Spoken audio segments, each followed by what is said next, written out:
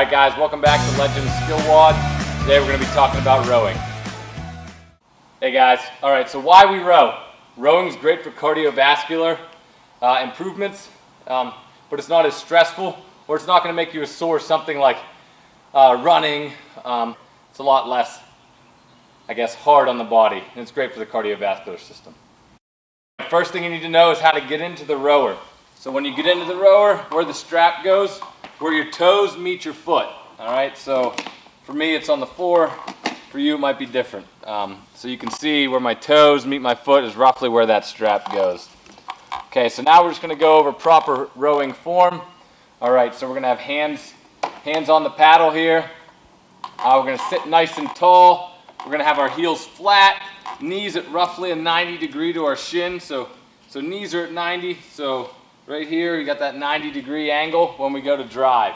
Okay, so all we're going to do is drive with the legs and finish with the pull. Okay, so all legs, pull. Okay, so drive with the legs, pull.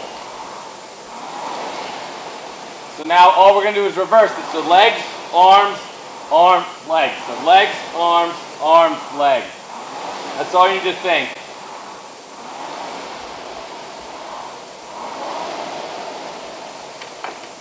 Alright, so now we're going to go over some common faults. Common faults on the row are things we see that we don't want to see to optimize your rowing. So things that commonly occur, so our heels lifting when we come in to do the pull. Alright, so if you see I said keep your heels roughly flat. So what a common fault would be is driving in too far, the heels coming off of where we're pushing from.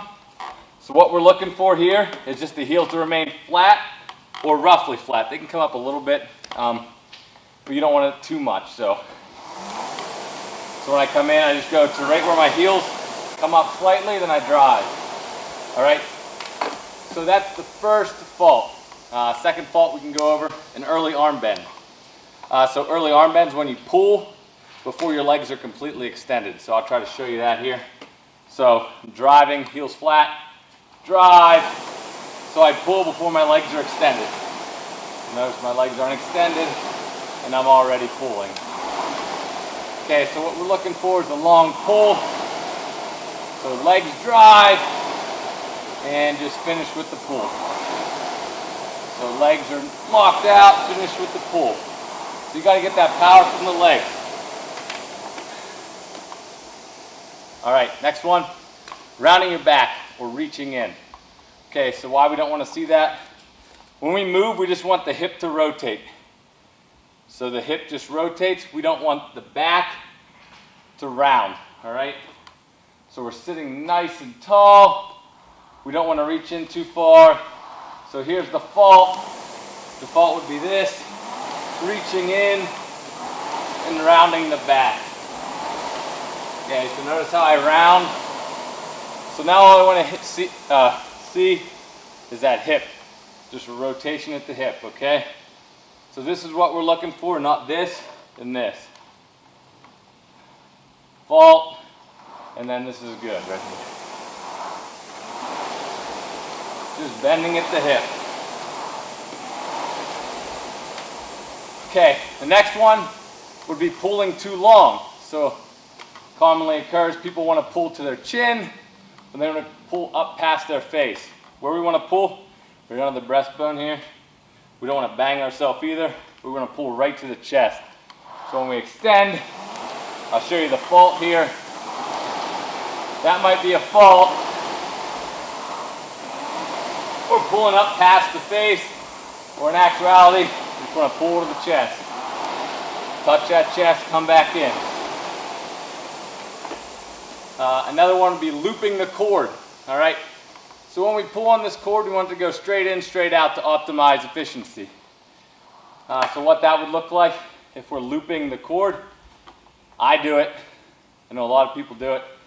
It's something I do too. It's hard to break from, but you drop that cord on the way in. Okay?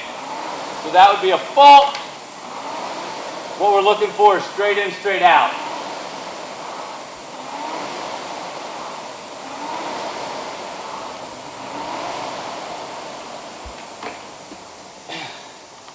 And the final fault would be coming in too fast after you finished your extension on the pull. Okay, so you pull, this when you drive in really fast. All right, what you'll see is the rower actually jumping off the ground. So I'll try to simulate that here. I gotta get it going.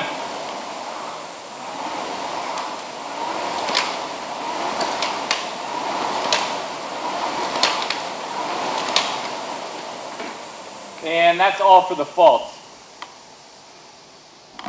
Okay, so last thing, the damper setting. So the damper on the rower, so it's over here, goes from 1 to 10.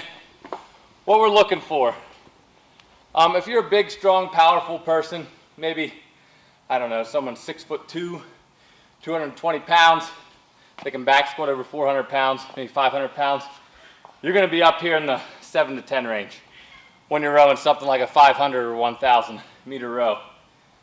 Whew.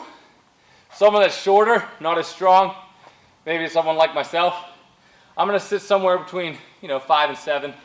And then the longer the row, so say you're rowing 1,000, 2,000, you'll just get less and less.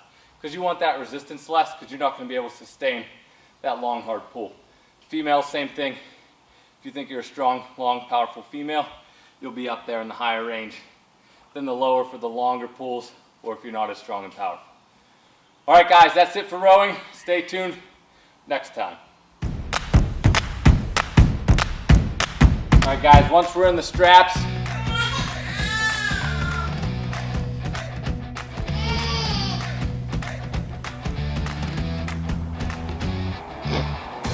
what we're going to think about